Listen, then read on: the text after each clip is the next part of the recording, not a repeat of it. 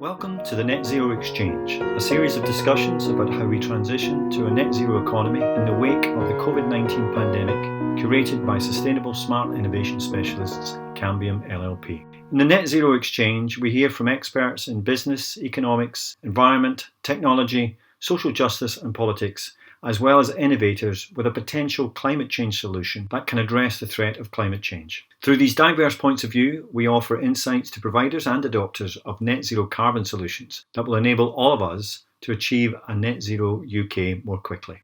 As part of the Cambium Net Zero Exchange, we are talking with Ian Brooks, Senior Lecturer in Sustainable IT at the University of the West of England. Cambium has worked with Ian since his days with IBM.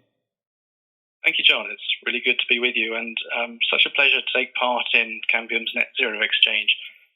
The roundtable events have been really interesting and it's a privilege to talk with you now.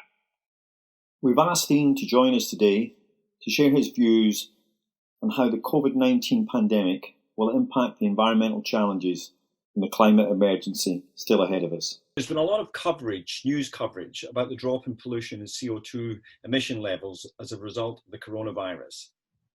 So why is there still a climate emergency and a need to take action?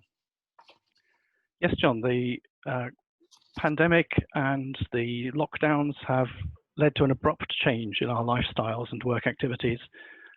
Transport activities largely halted and, of course, the emissions from those reduced.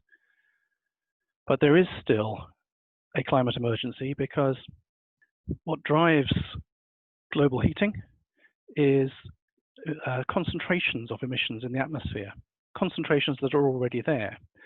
We just keep adding to them. And okay, over the past few months, we've added relatively little to them. But these gases are there, they're persistent for decades. So what we've already put in the atmosphere continues to drive the climate emergency. We need to make reductions year on year, permanent reductions in emissions to reach a net zero well before 2050. And whilst this year through the pandemic we've achieved some short-term reductions, actually it's bounced back surprisingly fast. There has been some immediate impact.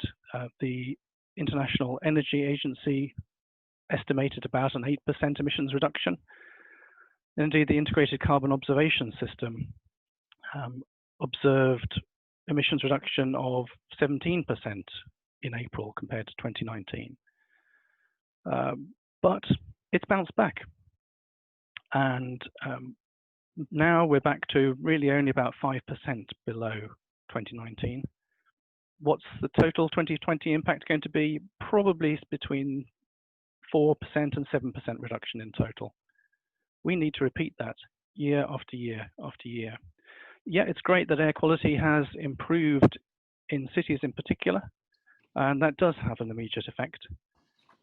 But it's this long-term concentration that matters. That's it for this episode. If you enjoyed it, please give us a thumbs up or leave a comment. To keep up to date with our discussions on the Net Zero Exchange, please subscribe, and if you would like to participate in the exchange and to express your point of view through blogs or interviews, please get in touch via the Net Zero Exchange group on LinkedIn. Links to our speakers, our LinkedIn group and our curators Cambium LLP are provided below. Check out their website for further essential insight on the implications for selling and marketing of any net zero carbon solution. You can also keep up to date on new net zero innovation activities in the UK in the lead up to the Glasgow COP26 Climate Summit taking place in November 2021. But for now, thanks for listening in.